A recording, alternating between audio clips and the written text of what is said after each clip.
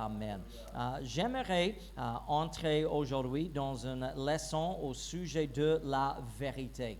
Et on va commencer en parlant d'un mensonge.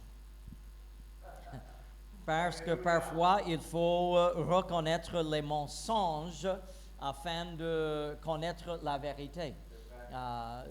J'ai parlé de cela, je crois, une fois, mais ma femme a travaillé dans un bureau d'un avocat et nous étions dans cette époque au Canada et on a introduit les nouveaux billets, nouveaux pièces d'argent dans le pays. Et ma femme a dû assister à une cours pour enseigner comment distinguer les véritables billets contre les contrefaçons. Et ainsi, on a dit que la meilleure façon à reconnaître les véritables est de reconnaître le contrefaçon. Ainsi, il est très important pour nous aujourd'hui de reconnaître que le peuple de Dieu doit être vigilant et reconnaissant qu'il y a deux choses, deux éléments à l'œuvre dans le monde aujourd'hui. Il y a, entre guillemets, le mensonge qui vient de le père des mensonges, c'est-à-dire Satan, et il y a aussi la vérité, dont le Seigneur est la manifestation. Amen. Amen.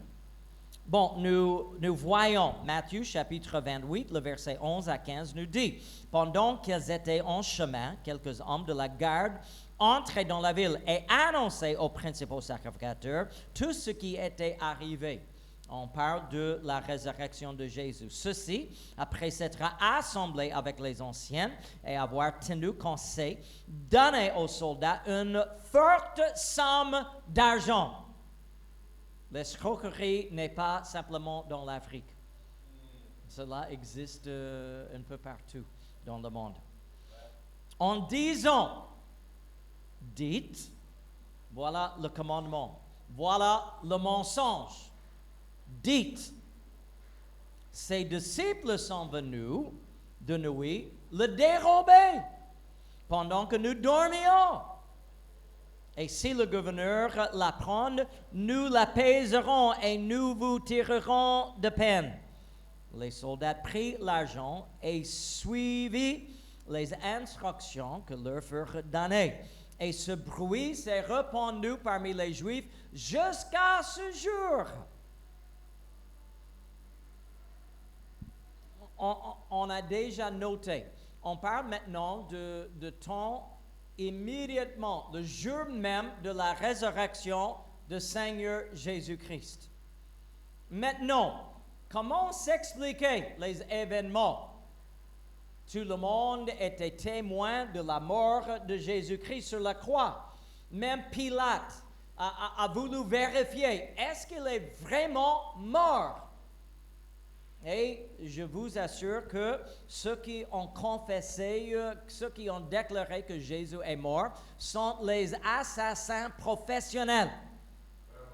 Les Romains, les soldats, ils ont percé le côte de Jésus-Christ, ils avaient crucifié le Seigneur Jésus-Christ, et en venant au corps de Jésus, ce n'était pas la peine à casser ses jambes pour le faire tomber et ainsi faciliter sa mort sur la croix. Il était déjà mort. On a percé son côte avec une lance, on a percé même son cœur, raison pour laquelle le sang et l'eau est sorti de son corps.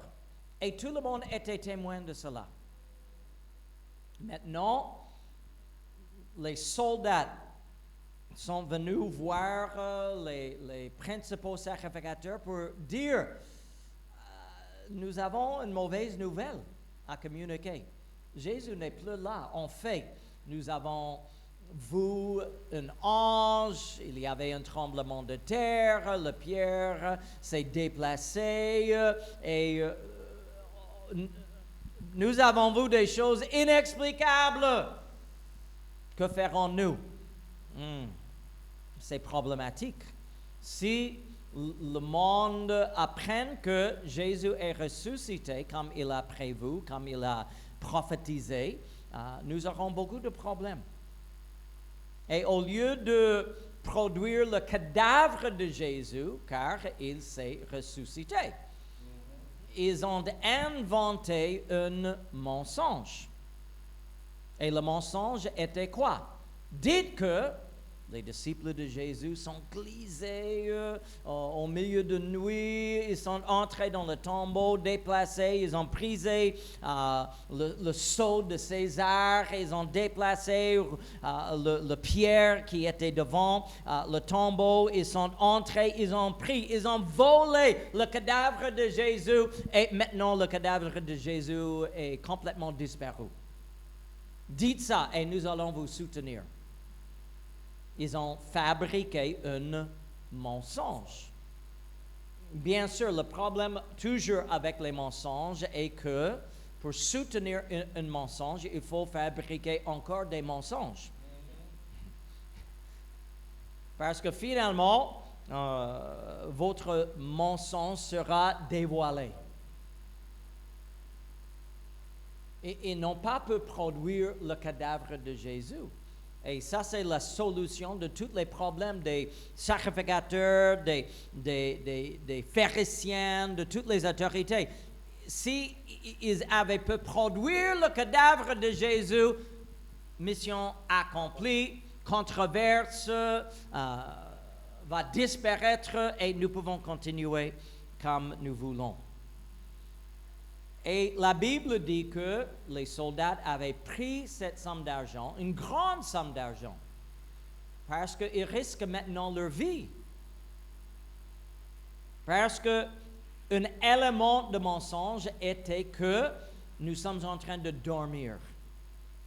Et selon les lois romaines, si vous êtes chargé de veiller quelque part et vous tombez en sommeil, vraiment, la peine et la mort. Ainsi, c'est un grand mensonge avec beaucoup de conséquences. Et nous notons le verset 15 qui est devant nous, et ce bruit s'est répandu parmi les Juifs jusqu'à ce jour. Maintenant, sachez que Matthieu avait écrit son évangile il y a peut-être 20 ans après les événements dont il fait les histoires. Il y a une population, il y avait un grand nombre de gens qui croyaient toujours cette histoire, cet mensonge. On ne peut pas les convaincre. On ne peut pas changer leur avis. Mais la vérité triomphera toujours. Dans cette histoire, le temps de cette histoire, c'est immédiatement après la résurrection de Jésus-Christ. Il y aura environ 49 jours, 50 jours avant qu'il n'y ait un prédicateur rempli et oint de Saint-Esprit qui va se lever devant la ville pour déclarer la vérité. C'est Jésus que vous avez crucifié, il est ressuscité. Amen. Si on parle d'une course, si on a deux hommes dans une course, le mensonge a commencé la course 50 jours avant que la vérité ne commence. Le mensonge a couru partout, la ville de Jérusalem, avant que la vérité s'est réveillée. Il faut 7 semaines avant que le Saint-Esprit descende, remplir le sang vin dans la chambre haute et aussi communiquer, aussi répandu sur 3000 hommes le jour de la Pentecôte. Il a fallu 50 jours avant qu'un évangéliste peut sauver la population de cette tromperie. Alléluia. Il a fallu 50 jours pour que quelqu'un se lève pour expliquer la vérité au sujet de la résurrection du Seigneur. Il a fallu 7 semaines, 89 ou 50 jours, jusqu'à ce que l'Esprit soit donné qui va nous conduire en toute vérité. Cela veut dire le mensonge. Jésus est toujours mort. Les disciples de Jésus sont venus dérober son corps. C'est caché quelque part. Cet mensonge avait toute liberté pendant 50 jours. Et quelle catastrophe, quelle situation. Mais mon sujet aujourd'hui, c'est simplement la puissance de la vérité. Amen. La vérité a une puissance. Amen.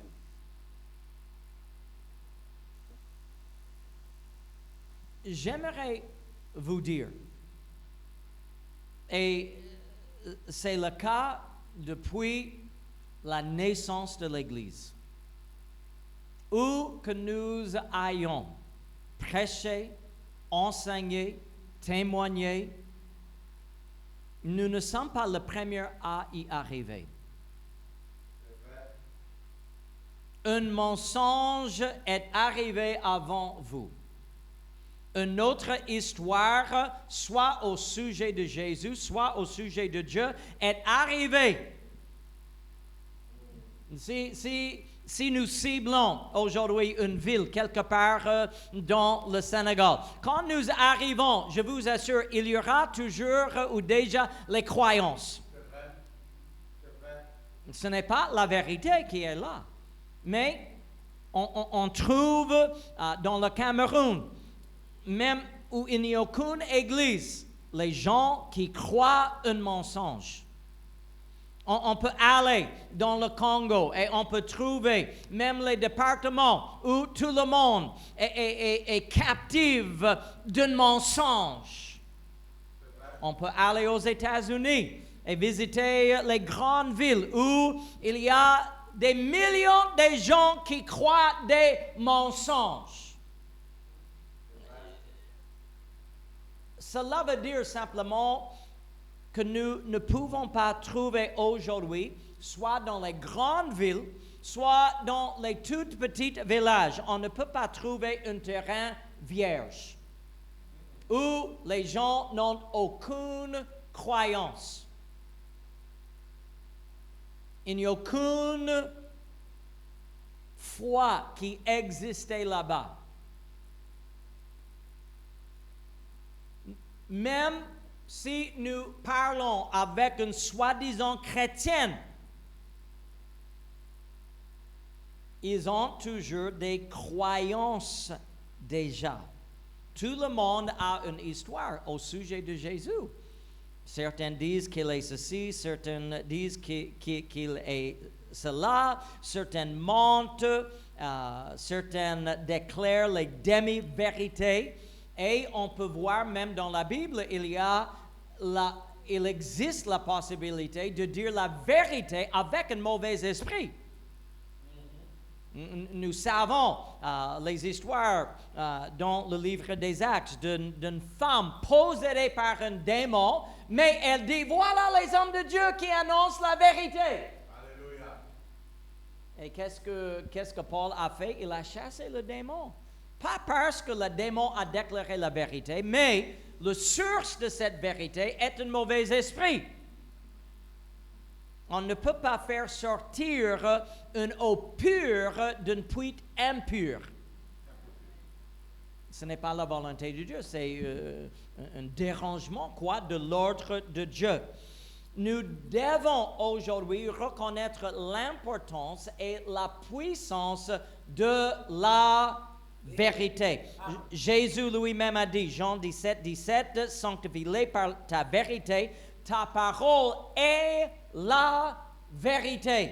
Et Jésus lui-même, dans chapitre 14, le verset 10 du même livre, Évangile de Jean, a dit, je suis le chemin, la vérité et la vie ne viennent au Père que par moi. Cela veut dire, il n'y a qu'un seul chemin qui nous amène à Dieu. Il n'y a qu'une seule vie qui nous amène à Dieu. Et il n'y a qu'une seule vérité qui nous amène à Dieu. Au sujet de la religion, au sujet de presque tout sujet qui existe dans le monde, il n'y a pas de vérité opposée. On ne peut pas dire que 1 plus 1 égale 2, mais si vous préférez, 1 plus 1 égale 3. Et votre vérité est 1 plus 1 égale 3, ma vérité est 1 plus 1 égale 2, et nous pouvons marcher maintenant ensemble. Vous avec votre vérité et moi avec ma vérité. Même dans le monde naturel, même dans le monde juridique, même dans le monde religieux, c'est impossible de ne peut pas marcher ensemble s'ils ne sont pas d'accord les uns avec les autres. Et en tant que l'Église du Seigneur Jésus-Christ, en tant que chrétiens dans ce monde pervers aujourd'hui, nous devons être vigilants pour reconnaître, pour aimer et vivre dans ce qui est véritable et avoir la capacité dans notre vie de distinguer entre ce qui est vrai, honnête, juste, pur, aimable, de bonne réputation et ce qui vient de père des mensonges, ce qui vient d'une origine charnelle humaine et les pensées et les mauvaises imaginations de cette génération. Nous ne pouvons pas avoir une attitude qui dise qu'on peut faire quoi que ce soit. On peut vivre n'importe comment. On peut dire quoi que ce soit. Et au moins si on mentionne le nom de Jésus, c'est bon. Non, nous devons aimer la vérité, car c'est la vérité seule qui nous affranchisse. Plus que cela, nous devons distinguer entre ce qui est bien et ce qui est mal. Ce qui est bon, ce qui est mauvais. Pur, impur, saint et impie. J'aimerais noter un peu dans l'Ancien Testament des versets très importants. C'est pour le peuple de Dieu et même ceux qui s'occupent de ministère au milieu du peuple de Dieu. Lévitique chapitre 10 et le verset 10. Voilà le pourquoi des lois de Dieu.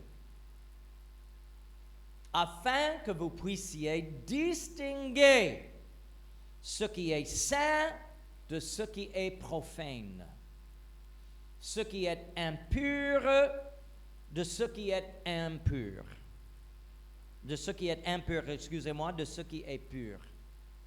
Nous devons avoir aujourd'hui même une capacité spirituelle à regarder une situation, à regarder une circonstance, à regarder un élément de ce monde et reconnaître si c'est pur ou impur, si c'est saint ou si c'est profane.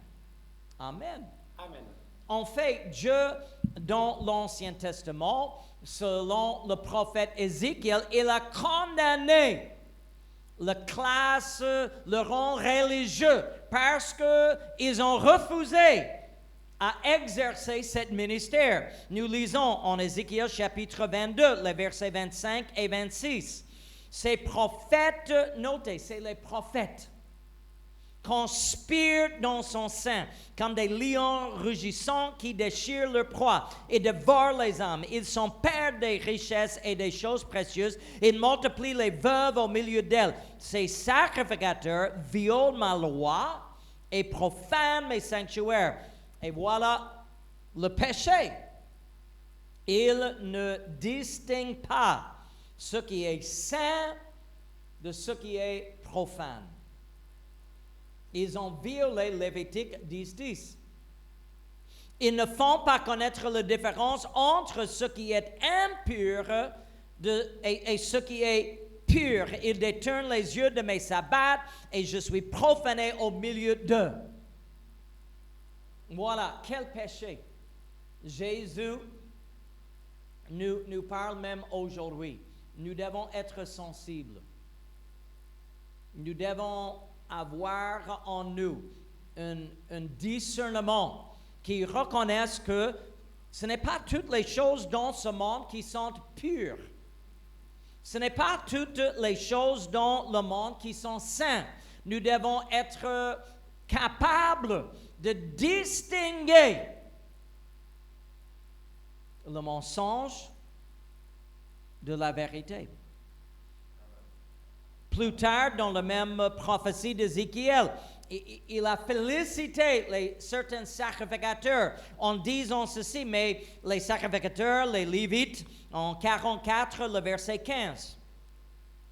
Les sacrificateurs, les Lévites, fils de Tsadok, qui ont fait le service dans mon sanctuaire quand les enfants d'Israël s'égaraient loin de moi, ceux-là s'approchaient de moi pour me servir. Et dans le verset 23, il continue en disant, ils enseigneront à mon peuple à distinguer ce qui est saint de ce qui est profane. Ils lui feront connaître la différence entre ce qui est impur et ce qui est pur. Parce qu'il y a beaucoup d'impurités dans ce monde. Il y a beaucoup de choses profanes dans ce monde aujourd'hui. On peut même s'asseoir dans un bus, dans un taxi, et après 10 minutes en ville, on peut voir les choses profanes. On peut voir les choses qui sont contraires à la sainteté de Dieu. Et Dieu appelle d'abord les sacrificateurs, les leaders dans l'Église à enseigner aux autres. Vous devez distinguer entre les mensonges et la vérité. Vous devez être sensible vous-même par la grâce de Dieu, par le Saint-Esprit qui est en vous, à distinguer dans votre vie. Quand vous faites face à quelque chose qui est profane, vous devez le reconnaître et dire, je ne peux pas rester ici. Quand vous êtes devant ou dans une situation avec des impurités, vous devez le reconnaître immédiatement et dire, ce n'est pas la volonté de Dieu pour moi d'être ici. Si nous ne pouvons pas distinguer, si nous avons l'esprit de ce monde qui dit, on peut tous faire, rien n'est impur, rien n'est mal aujourd'hui, et tout le monde fait ce qui est bon dans ses propres yeux. Nous ne pouvons pas continuer comme le peuple de Dieu. Agé, et vraiment il y a beaucoup de petites leçons dans cette histoire, mais Agé chapitre 2, c'est une histoire courte, mais cela soulignait la différence entre ce qui est saint et ce qui est impur. Ainsi parle l'Éternel des armées. Agé 2, 11 à 14 propose au sacrificateur cette question sur la loi. Si quelqu'un porte dans le pain de son vêtement de la chair consacrée et qui touche avec son vêtement de pain des miettes de vin, de huile ou un aliment quelconque, ces choses seront-elles sanctifiées? Les sacrificateurs répondirent non. Cela veut dire, on peut imaginer dans l'Ancien Testament, les sacrificateurs portent les pains, les viandes consacrées à Dieu. Et maintenant, si par hasard ils touchent quelque chose, quelque part, maintenant, est-ce que cet objet qu'on a touché devient saint parce que vous portez quelque chose de saint? Et la réponse est non. Et il a continué dans le verset 13 pour dire que, et Agé dit, si quelqu'un souillé par le contact d'un cadavre touche toutes ces choses, seront-elles souillées? Les sacrificateurs répondirent, elles seront souillées. La réponse est oui. Le même sacrificateur avec le même objet, et il touche quelque chose qui est souillé. Maintenant, est-ce que le sacrificateur et l'objet est devenu souillé? Oui. Elles seront souillées. Cela veut dire que les impuretés ont une puissance parfois plus forte que les choses pures. Les choses sales de ce monde ont une grande influence. Et nous ne pouvons pas croire que nous pouvons avoir un contact avec quoi que ce soit et rester toujours pur. Et si vous n'êtes pas vigilant, si vous n'avez pas la capacité de distinguer ce qui est sale de ce qui est pur, vous allez faire le contact avec les choses impures. Et dans votre mentalité, dans votre intelligence, vous allez croire que tout est bien. Mais en principe, vous êtes devenu, entre guillemets, contaminé. Oui, nous sommes la lumière du monde. Cela veut dire que nous avons une influence. Nous sommes le sel de la terre. Cela veut dire que nous avons une influence. Mais nous ne pouvons pas croire que le monde n'a pas aussi son propre influence, que le péché, la tentation, les démons n'ont pas leur propre influence.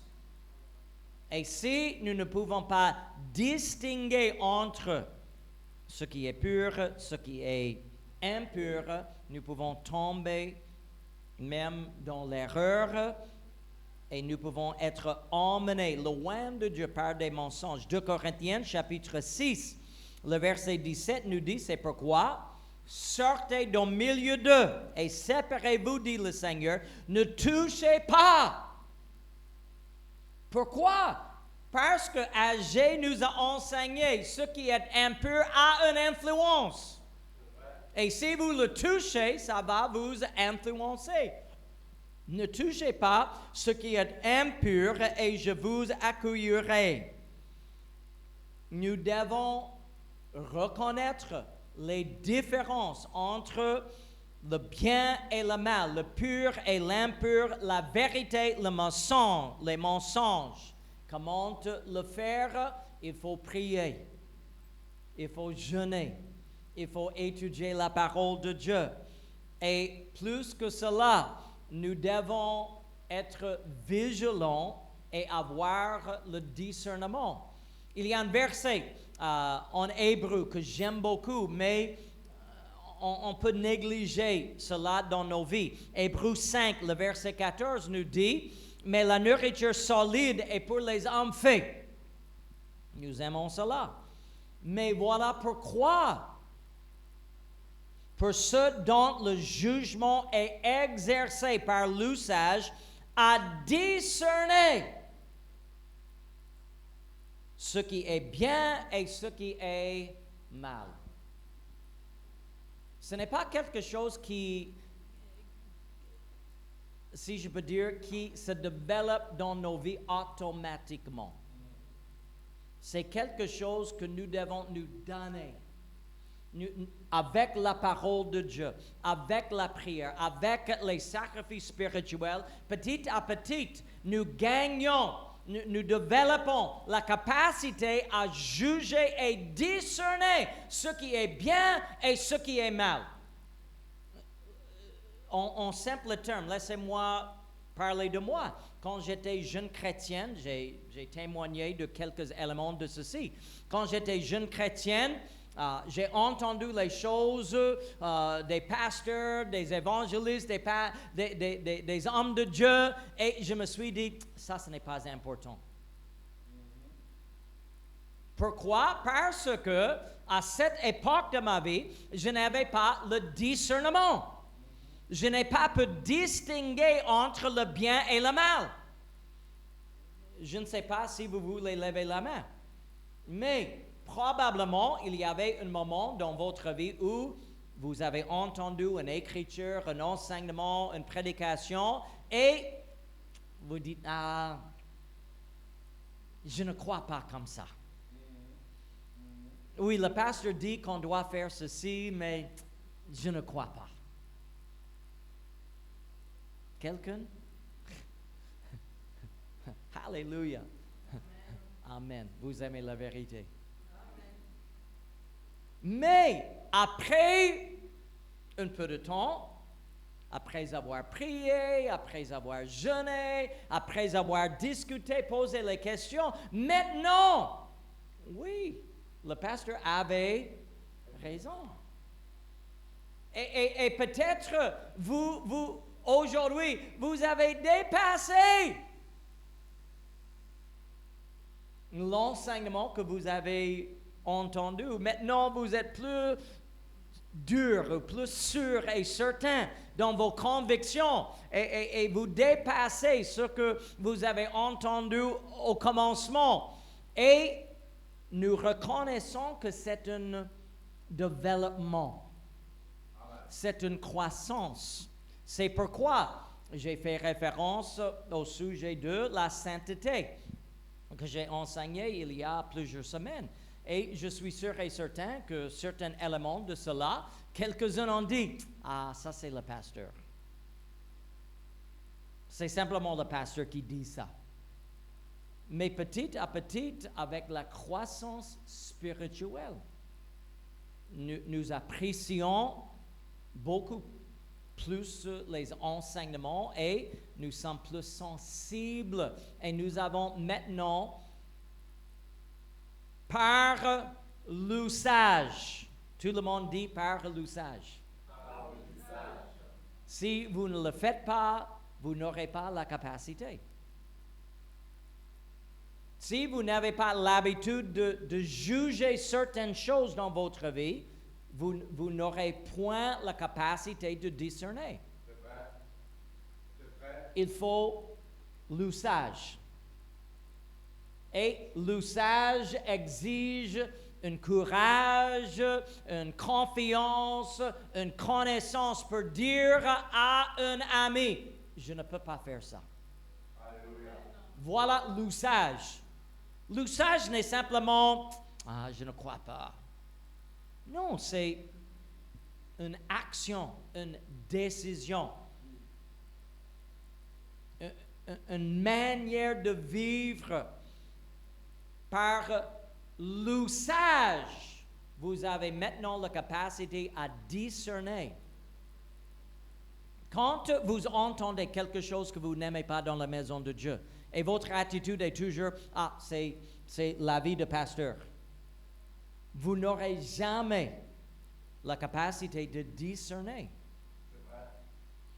Mais si vous mettez en action, maintenant, vous commencez par l'usage à discerner. OK, le pasteur a dit que, ou un frère, une sœur m'a conseillé que, et maintenant, vous le mettez en action. Vous le mettez en action. Par l'usage, vous aurez la capacité maintenant à discerner. Et le problème avec beaucoup de chrétiens aujourd'hui est qu'il n'y a aucun usage de discernement. Ils flottent comme un papillon sur les vents de ce monde. Alléluia. Et si le monde dit que nous pouvons passer les nuits aux boîtes, voilà, le papillon se repose là-bas. Si le vent pousse et le vent dit que aujourd'hui les chrétiens peuvent faire le tatouage de tout leur corps, le papillon va reposer. Si le vent pousse et dire que les pasteurs maintenant peuvent commettre l'adultère et il n'y a aucun problème. Non, nous devons être contre vent. Nous devons être contre courant. Et nous devons avoir une stabilité et même une force spirituelle qui résiste ce vent ou les vents de ce monde. Et par l'usage, nous discernons ce qui est bien et ce qui est mal. Parce que la question bien liée avec ça est simplement ceci. Qui est-ce que vous voulez vous plaire? Nous ne sommes pas appelés à se plaire aux hommes, mais à Dieu. Galates chapitre 1, le verset 10 nous dit, « Et maintenant, est-ce que la faveur des hommes que je désire ou celle de Dieu? Est-ce que je cherche à plaire aux hommes? Si je plaisais encore aux hommes, je ne serais pas serviteur de Christ. » Oh, si je dis que ce n'est pas bon, si je dis à mes amis que cela n'est pas pur, si je dis entre guillemets frères en Christ que je ne peux pas faire ça avec vous parce que Dieu m'a convaincu. Oh, ils vont me rejeter, je vais perdre cette amitié. Vous cherchez à plaire à qui? Voilà, et nous sommes toujours dans notre sujet, la puissance de la vérité. Parce que seule la vérité vaincre le mensonge. Amen. Seule la pureté vaincre l'impurité. Amen. Seule la sainteté vaincre le péché. Et si nous ne sommes pas en mesure à connaître les différences entre les éléments du royaume de ce monde et les éléments du royaume de Dieu, comment est-ce que nous pouvons aujourd'hui faire une différence et marcher selon le plan de Dieu? C'est pourquoi 2 Timothée chapitre 4, les versets 2 à 5 nous enseignent, prêche la parole, insiste en toute occasion, favorable ou non. Parfois, vous êtes dans les situations qui ne sont pas favorables. Et normalement, selon mes expériences, c'est le moment où nous déclarons les choses en opposition de ce monde. Quand nous distinguons, il y a les différences. Écoutez-moi, si je suis là tous les dimanches et je ne prêche que Dieu va vous bénir. Dieu a un grand plan pour vous. Dieu veut vous bénir tous les jours de la vie. Et tous les dimanches, je dis, donnez dans les offrandes et vous aurez l'abondance. Wow! On aura beaucoup de gens. Mais le moment où on prêche la repentance,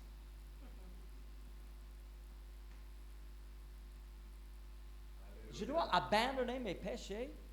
Non. Mais voilà le rôle des sacrificateurs dans la maison de Dieu. Lévitique 10:10. Enseigner au peuple comment distinguer le pur et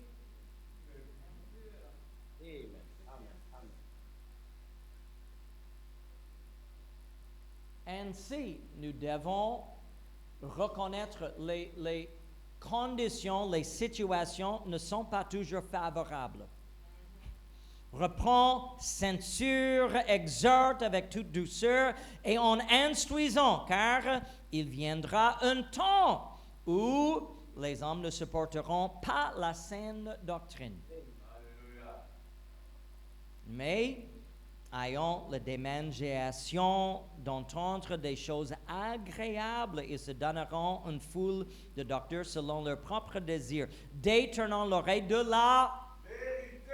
Si on détourne l'oreille de la vérité, on tourne vers quoi? Le mensonge. Et notez, Paul ici est en train de parler des soi-disant chrétiennes. Il est en train de parler d'un élément au sein de l'Église qui a bien commencé, mais à cause de leur propre chair, leur propre désir, ils préfèrent d'autres choses plus que la vérité. Cela veut dire qu'ils préfèrent les mensonges. Les mensonges sont toujours plus convenables. Et se tourneront vers les fables. Mais toi, sois sobre en toutes choses, supporte les souffrances, fais l'œuvre d'un évangéliste, remplis bien ton ministère. Et le meilleur combat, le meilleur arme contre les mensonges, c'est la vérité. 1 Corinthiens chapitre 1, le verset 21 nous dit, car puisque le monde avec sa sagesse n'a point connu Dieu, dans la sagesse de Dieu, il a plu à Dieu de sauver les croyants par la folie de la prédication. Nous sommes appelés de prêcher la vérité. Romains 10, verset 17 nous dit pourquoi. Ainsi la foi vient de ce qu'on entend, et ce qu'on entend vient de la parole de Christ. Déjà dans le même chapitre, les versets 14 et 15, Paul a dit, comment donc invoqueront-ils en ce qu'ils n'ont pas cru? Et comment croiront-ils en celui dont ils n'ont pas entendu parler? Et comment entendront-ils parler s'il n'y a personne qui prêche? Et comment il y aura-t-il des prédicateurs s'ils ne sont pas envoyés? Selon qu'il est écrit qu'ils sont beaux les pieds de ceux qui annoncent la paix, de ceux qui annoncent de bonnes nouvelles. Paul a aussi déclaré, 2 Corinthiens chapitre 4 et le verset 5, nous ne prêchons pas nous-mêmes, c'est Jésus-Christ le Seigneur que nous prêchons. Et Jésus-Christ le Seigneur lui-même a déclaré, je suis la vérité. En d'autres mots, nous prêchons la vérité. Amen. Et nous nous disons vos serviteurs à cause de Christ. Et nous voyons, souvenez-vous, là où nous avons commencé. Nous avons commencé avec une petite histoire de Matthieu. Et Matthieu nous a enseigné que le mensonge était communiqué bien avant que l'évangile n'ait prêché. Alléluia. Le mensonge avait circulé dans la ville, dans le territoire, dans le pays, et il y avait un grand nombre qui croyaient le mensonge avant même que la vérité ne soit prêchée. Alléluia. Il n'y a aucune voix opposée, il n'y a aucune bouche annonçant la vérité pendant presque 2 mois. Pendant presque 2 mois, les serviteurs de Dieu étaient en silence. Pendant presque 2 mois, c'est le mensonge seul qui circule, qui soit publié dans le Jérusalem, le Judée, le Samarie et partout. Mais le jour de la Pentecôte est venu. Alléluia. Alléluia. Et Pierre et le 120 étaient remplis de Saint-Esprit dans la chambre haute. Pierre s'est levé avec le 12 et il a commencé à prêcher la vérité. Alléluia. Ce Jésus que vous avez crucifié, il n'a pas pu rester dans le tombeau et il s'est ressuscité. Il est assis dans le lieu de pouvoir et l'autorité dans les lieux célestes. Il est le Seigneur et il est le Sauveur de tout Israël. Et après avoir entendu cela, parmi ceux qui ont cru un mensonge, pendant 50 jours, ils ont dit, que ferons-nous? Amen. No. Repentez-vous. Pourquoi repentez-vous? Non seulement à cause de leur péché, mais parce qu'ils avaient cru un mensonge. Leur croyance n'était pas bonne. Leur mentalité, leur intelligence était confondue par une... Et maintenant, je vous prêche la vérité. Repentez-vous. Reconnaissez que je vous prêche la vérité. Jésus n'est pas mort, comme vous avez entendu. Jésus n'est pas caché quelque part par nous, les disciples, comme vous avez entendu dire. Jésus, son cadavre n'est pas enterré dans un lieu obscur que personne ne peut le trouver, comme vous avez entendu dire. Mais Jésus est vivant et il est en nous et il veut entrer dans votre vie comme le Saint-Esprit et il veut vous donner la vie abondante et éternelle. Maintenant, croyez la vérité. Amen.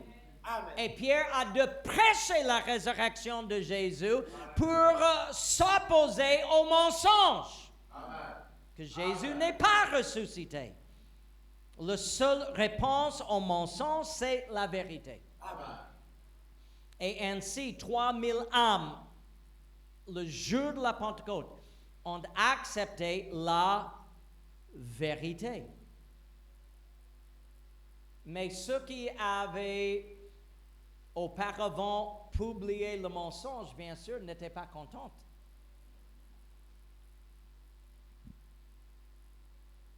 Nous lisons en Actes chapitre 4, les propagateurs de mensonges avaient invoqué les hommes de Dieu. Actes 4, versets 16 à 21. Car il est manifesté pour tous les habitants de Jérusalem qu'un miracle signalé a été accompli par eux. Et nous ne pouvons pas le nier. Mais afin que la chose ne se répande pas davantage parmi le peuple, défendons-leur avec menace de parler désormais à qui que ce soit en ce nom-là. Nous ne pouvons pas permettre ces gens de continuer à publier cette vérité. Mais Pierre, Jacques, Jean, ils avaient même une mentalité racinée dans l'Ancien Testament. Nous avons une responsabilité à enseigner au peuple de Dieu, à distinguer entre ce qui est bon et ce qui est mal, ce qui est pur et ce qui est impur, la vérité des mensonges. Nous avons une responsabilité et les ayant appelés, ils leur défendirent absolument de parler et d'enseigner au nom de Jésus. Pierre et Jean leur répondirent, jugez s'il est juste devant Dieu de vous obéir plutôt qu'à Dieu, car nous ne pouvons pas ne pas parler de ce que nous avons vu et entendu. Nous n'avons pas de choix ici. Nous n'avons pas de choix parce que nous avons un commandement de Dieu de distinguer entre ce qui est mal et ce qui est bien. Ils leur firent de nouvelles menaces et les relâchèrent, ne sachant comment les punir à cause du peuple, parce que tous glorifiaient Dieu de ce qui était arrivé. Plus tard, dans le même chapitre, et maintenant, Seigneur, vois leurs menaces et donne à tes serviteurs d'annoncer ta parole avec une pleine assurance. Nous n'avons qu'une seule tâche, prêcher la vérité, en opposition des mensonges qui continuent. Souvenez-vous, en Matthieu, 20 ans après la résurrection de Jésus, Matthieu a écrit, « Cet mensonge continue jusqu'à aujourd'hui. » C'est pourquoi nous prêchons toujours la vérité. Nous n'avons aucun choix. Nous devons prêcher. Et donne à nous aujourd'hui, donne à les serviteurs de Dieu aujourd'hui une pleine assurance afin d'annoncer la vérité. En entendant ta main pour qu'il se fasse des guérisons, des miracles, des prodiges, par le nom de ton saint serviteur Jésus. En prêchant avec courage, avec l'onction, la parole de Dieu. Petit à petit, l'Église a vaincu les mensonges au sujet de Jésus. est-ce que nous prévoyons un jour où nous allons complètement détruire tous les mensonges de ce monde? Non, nous attendons le retour de Jésus. Amen. Je sais que ma capacité, votre capacité à vaincre tous les mensonges de ce monde sont limitées. Amen. Mais nous avons une charge, une responsabilité de prêcher la vérité. Actes chapitre 5, les versets 27 à 29. Encore, nous parlons combattre les mensonges par la puissance de la vérité. Actes 5, 27, 29. Après qu'ils eurent amené en présence de Sanhédrin, le souverain sacrificateur les interrogeait en ces termes. Ne vous avons-nous pas défendu expressément d'enseigner en ce nom-là? Et voici, vous avez rempli Jérusalem de votre enseignement. Amen. Il y avait un autre message qui a rempli Jérusalem. Le mensonge. Le mensonge que Jésus est toujours mort, les disciples avaient dérobé le corps de Jésus, s'est caché quelque part, et maintenant le problème est que la vérité a dépassé le mensonge. Amen. Bien que le mensonge a commencé bien avant la vérité, maintenant la vérité dépasse les mensonges. Est-ce qu'il y a quelques-uns toujours qui croient le mensonge? Oui, ceux qui parlent croient toujours le mensonge. Voici, vous avez rempli Jérusalem de votre enseignement et vous voulez faire retomber sur nous le sang de cet homme. Pierre et les apôtres répondirent, il faut obéir à Dieu plutôt qu'aux hommes. Amen. Alléluia. Nous aimons la vérité. Nous prêchons la vérité. Nous communiquons la vérité. Nous vivons dans la vérité. Et voilà, je ne sais pas s'ils avaient dit ça aux pharisiens, mais nous faisons ce que vous devez faire. Nous sommes en train de faire ce que vous a été chargé à faire. Dieu vous a chargé de distinguer le bien et le mal, le pur et l'impur. Mais comme vous êtes de votre Père qui est le Père des mensonges, vous résistez toute vérité. Alléluia. Mais nous aimons la vérité, car la vérité vit en nous. Alléluia. Verset 38-39, la confession des religieux, même Gamaliel, et maintenant je vous le dis, ne vous occupez plus de ces hommes et laissez-les aller. Si cette entreprise ou cette œuvre vient des hommes, elle se détruira. Mais si elle vient de Dieu, vous ne pourrez la détruire. Pourquoi? La vérité triomphera toujours. Ne courez pas le risque d'avoir combattu contre Dieu, car Dieu est la vérité. Amen. Amen. Le verset 42, nous voyons, et chaque jour dans le temple et dans les maisons, c'est-à-dire les disciples du Seigneur Jésus-Christ, ne cessaient d'enseigner et d'annoncer la bonne nouvelle de Jésus. Une seule solution au mensonge, prêcher la vérité. Amen. Une seule solution aux choses impures de ce monde, déclarer ce qui est pur. Alléluia. Une seule solution à ce qui est profane dans ce monde, prêcher ce qui est pur et saint. On ne peut pas combattre les mensonges avec le silence.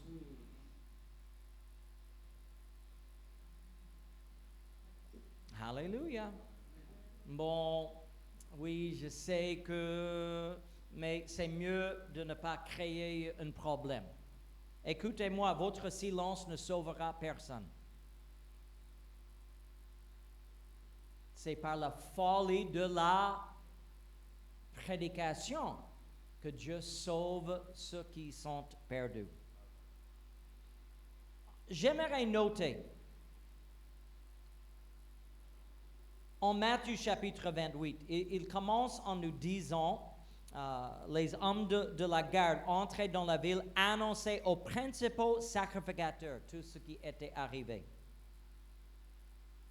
Et c'est les sacrificateurs qui ont créé le mensonge, qui ont inventé le mensonge, qui ont donné l'argent aux soldats pour mentir et déclarer ce mensonge. C'est pourquoi je suis étonné à lire dans Actes chapitre 6. Les disciples de Jésus, l'Église du Seigneur continuent à prêcher la vérité. Et en Actes chapitre 6, le verset 7, la parole de Dieu se répandait de plus en plus. Le nombre des disciples augmentait beaucoup à Jérusalem et une grande foule de sacrificateurs.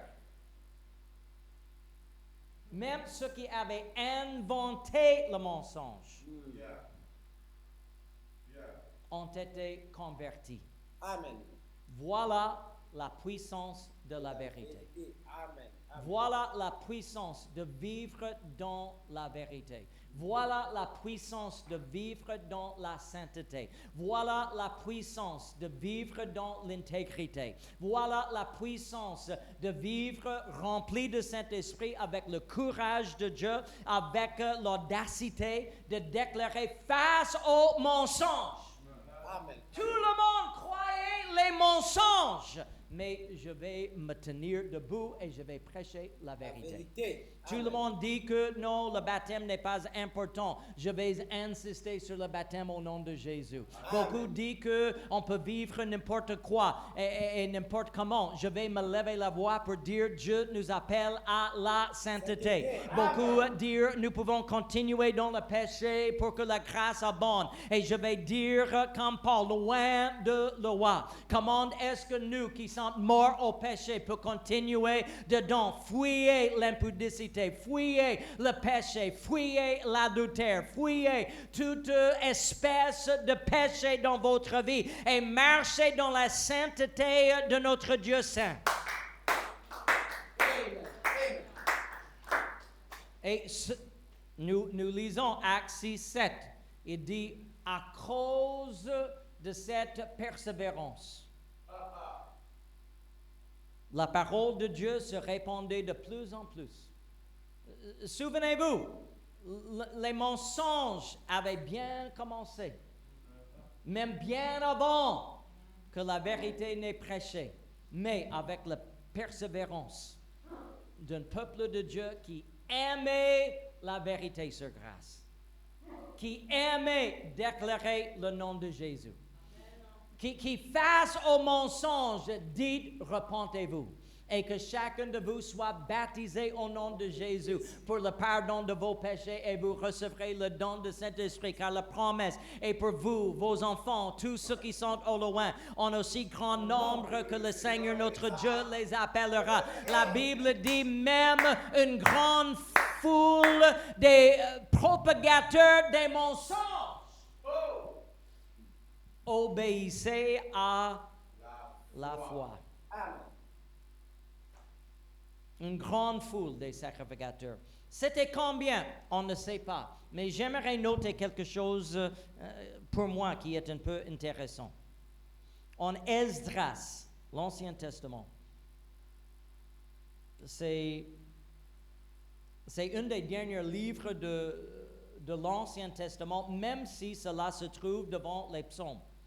Mais selon la chronologie, selon l'histoire du peuple de Dieu, c'est presque à la fin de leur histoire dans l'Ancien Testament, parce que c'est le retour du peuple de Babylone à Jérusalem. Et Esdras, parmi tout ce qu'il avait écrit, il note qui a abandonné Babylone pour rentrer à Jérusalem. Et en Esdras chapitre 2, le verset 36 à 39, il note une liste. Et c'est les sacrificateurs.